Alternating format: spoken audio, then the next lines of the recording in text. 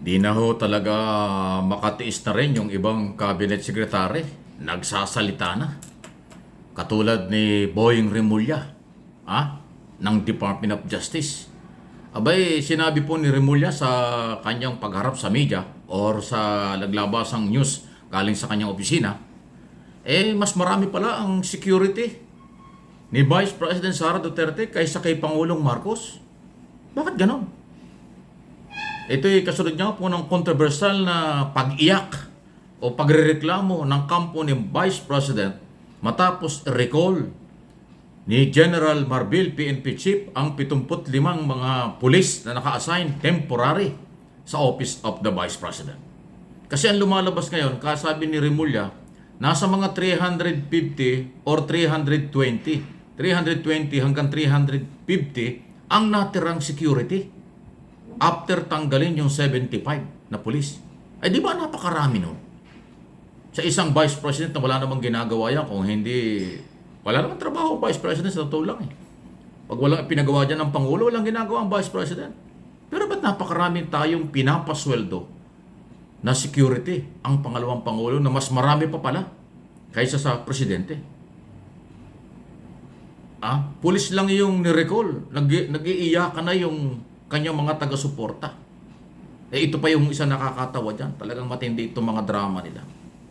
Pati si Amy Marcos, kapatid ng Pangulo, na akala ng mga Marcos loyalists, nagbabago na.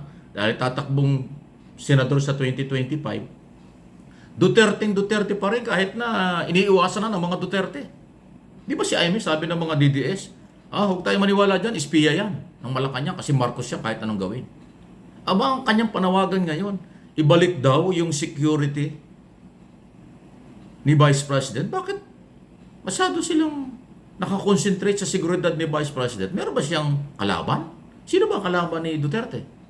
Meron bang threat si Vice President?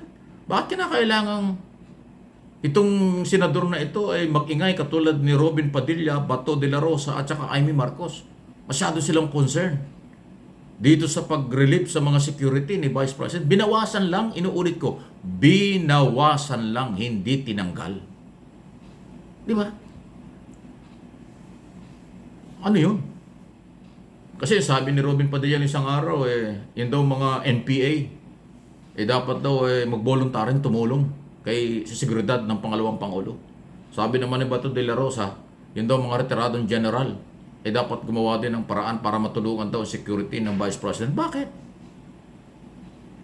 Bakit gano'n? Yung 320 hanggang 350, napakarami na nun na ating pinapasweldo, ang binabantayan lang ay pangalawang Pangulo. Na wala namang masyadong pinakakabalahan ito dahil hindi na ho member ng gabinete. Pag wala namang pinagawa ang Pangulo sa isang Vice President, wala naman ho talagang malaking obligasyon yan. Di ba? Biro nga ng iba nung araw Ang trabaho daw ng Vice President, magdasal lang para pag nawala ang Presidente, siya na yung papalit. O di ba? Kasi pag ang Pangulo walang tiwala at hindi talaga binigyan ng trabaho ang pangalawang Pangulo, wala talaga gagawin yan. Yung kanyang pag-ikot-ikot, personal na galaw yun. Pang-political na galaw. Kung ikaw naman nangangampanya o nagpapalakas para sa iyong planong pang-politika, tapos ang magpapasweldo ay mga Pilipino sa iyong mga seguridad, hindi naman tama yun. Kung umiikot ka sa buong Pilipinas para sa iyong political agenda, edi mag-provide ka ng sarili mong security at ikaw magpasweldo, hindi yung taong bayan. Parang unfair naman sa mamamayang Pilipino. Pilipino nagpapasweldo, tapos ang galaw pang politika lang. Hindi naman tama yun. Huwag kayo nagpapapaniwala dyan sa mga DDS vlogger, DDS supporters na umiiyak na dahil sa isyong ito. Napakababaw. Hindi issue dapat yung security. Kahit wala kang security, kung talagang mahal mo ang bansa, mahal mo ang mga Pilipino, kaya mo maglingkod. Sa ibang bansa, hindi pinag-uusapan ng usapin pan-seguridad o security. Kung ilan ang security, meron o wala, nagtatrabaho sila. Dapat ganon. Itong kampo ni Duterte, nabawasan na ng security. Akala mo, dinaanan na ng bagyo at dinaanan na ng kalamidad.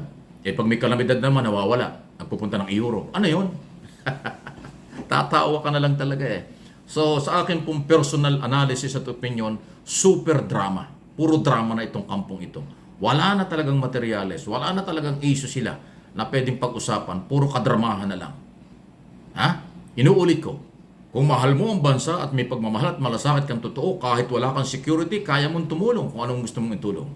Pero yung para bang hindi ka na makalabas ng bahay, hindi ka na makagalaw dahil nabawasan ng security, ano yon? Sabi nga ni Boyong Rimulya, baka takot sa anino. Bay pagka ang anino kinatatakutan o sarili kinatatakutan, hindi na yung normal. Delikado yan. Kaya ang tanong ganon, normal ba itong pag-iiyak nila at pagbatikos nila dahil nabawasan ng security? At patuloy na sinasabi lang political harassment. Ano yun? Eh, hindi ka naman kandidato sa 2025 ba? Di ba? At saka, hindi ka na membro ng gabinete. Wala ka ng posisyon sa gabinete. Bakit kinakailangan ng napakaraming mong security? Kung ang galaw mo lang naman ay mamamasyal-masyal, manonood ng concert, at magpupunta kung saan-saan. Di ba? O di para siguro para hindi maging kung meron kang threat o may problema ka sa seguridad, di huwag ka na lang lumabas ng bahay. Huwag ka na lang lumabas ng Office of the Vice President. Total, wala namang mabigat na pagkakaabalahan ng OVP. Di ba? Base sa record, ang lahat na nagiging Vice President sa ilalim ng Presidential System of Government at sa ilalim ng saligang batas, pag walang ibinigay na trabaho, ang presidenteng nakaupo, walang ginagawa ang pangalawang Pangulo. Kasi ang trabaho ng Vice President, utusan ng Pangulo, kumatawan sa Pilipinas kapag kami mga conference, halimbawa international, o conference dito sa Pilipinas, o anumang mga lakad ng Pangulo na hindi available ang Pangulo, pag may tiwala ang Pangulo, ang utusan pangalawang Pangulo para kumatawan, yun lang. Ha? Susunod ka lang at kung ano ipapagawa ng Pangulo, yun lang ang trabaho mo. Pero pag walang pinagawa ang Pangulong ganon, wala ka talagang ginagawa. Bakit kailangan bakit masyado yung iniingayan ang seguridad na para bang wala ng buhay at wala ng kinabukasan? Grabe, ha? So, matatawa na lang, okay? Bakit hindi kayo magsalita tungkol sa problemang pangseguridad ng bansa? Tungkol sa ekonomiya, tungkol sa peace and order, tungkol sa West Philippine Sea, tungkol sa Pogo, kayo wala kayong masabi. Wala kami narinig sa inyo tungkol sa ipinatitigil ng Pangulong operasyon ng Pogo dahil puro sindikato. Iso sa West Philippine Sea, wala rin kami marinig sa inyo. Tungkol sa foreign policy, independent foreign policy, palakasin ng ekonomiya, wala rin kami narinig sa inyo. Puro na lang reklamo kayo dahil nabawasan ng seguridad. Wow!